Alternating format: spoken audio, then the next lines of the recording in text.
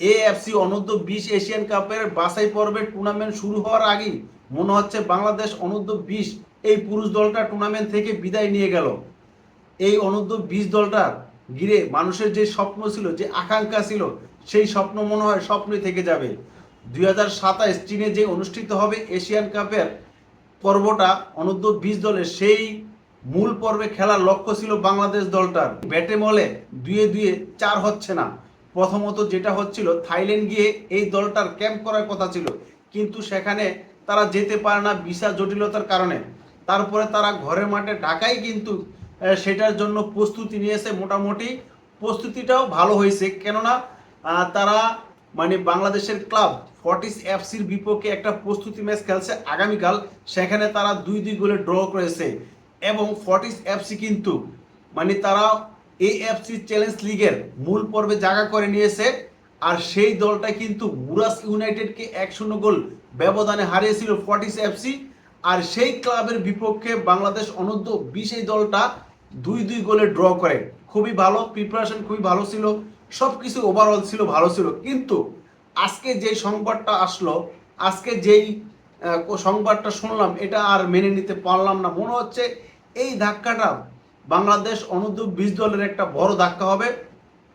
যেই স্বপ্নটা ছিল সেই স্বপ্নটা মানে বাস্তবে রূপ নিতে অনেকটা পিছিয়ে যাবে। জেনারেল জোস কিন্তু সে তার প্রফেশনাল যেই দায়িত্ব ছিল, সেই প্রফেশনাল দায়িত্ব কিন্তু সে পালন করতে পারেনি। সেখানে তার অনেক ঘাটতি রয়েছে। কিন্তু এরকম একটা মুভমেন্টে এসে মানে উজবেকিস্তানের উদ্দেশ্যে রওনা দেবে, ঠিক ওই সময় এরকম একটা ধাক্কা। এখন কথা হচ্ছে বাফুফের এই ডিসিশন কেন নিল এই টাইমটায়? বাফুফে কি সময় নিতে পারতো কিনা, সেটা অবশ্য আমাদের তো বেটার জানে বাফুফে।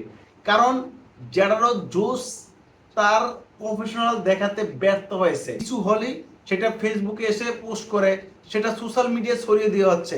আসলে ভাই, তোমার যদি কোনো প্রবলেম থাকে, তোমার যদি কিছু বলার থাকে, তাহলে তুমি সেটা বাফুফেকে বলবে। তুমি এভাবে ওপেনলি কেন ফেসবুকে স্ট্যাটাস দিচ্ছ, সোশ্যাল মিডিয়ায় কেন তুমি এগুলা ছড়াচ্ছ? এটা তো তোমার রাইট নেই। সেই ক্ষেত্রে বাফুফে তার উপরে বিরক্ত হয়ে এই কাজটা করতে বাধ্য হয়েছে। কারণ সহকারী কোচ আতিকুর রহমান মিশুর সাথে তার একটা দ্বন্দ্ব হয়েছিল, কথা নিয়ে কাটাকাটি হয়েছিল।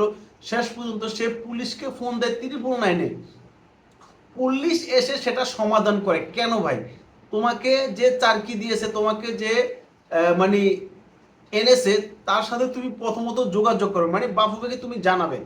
বাফুফে যখন ব্যর্থ হবে, তারপরে তুমি পরবর্তী ধাপ আগাবে। তুমি ফাইনালি একেবারে 999-এ ফোন দিয়ে তুমি পুলিশ নিয়ে সেটা সমাধান করলা। সেখানে তো বাফুফের আত্মসম্মানে আঘাত লেগেছে, স্বাভাবিক ব্যাপার, এটা সবারই লাগবে। সেই দৃষ্টিকোণ থেকে বাফুফে এই কাজটা করছে। কিন্তু কথা হচ্ছে 31 আগস্ট উজবেকিস্তানের বিপক্ষে বাংলাদেশের প্রথম ম্যাচ। আর মাত্র 5-6 দিন বাকি রয়েছে, মাত্র 6 দিন ধরি। সেই 6 দিন আগে যদি দলটার হেড কোচ বরখাস্ত করা হয়, তাহলে সেই দলটার মনস্তাত্ত্বিক মানে কতটা ঘাটতি পড়তে পারে, কতটা এফেক্ট পড়তে পারে, সেটা আমরা ম্যাচের মধ্যে দেখতে পারবো।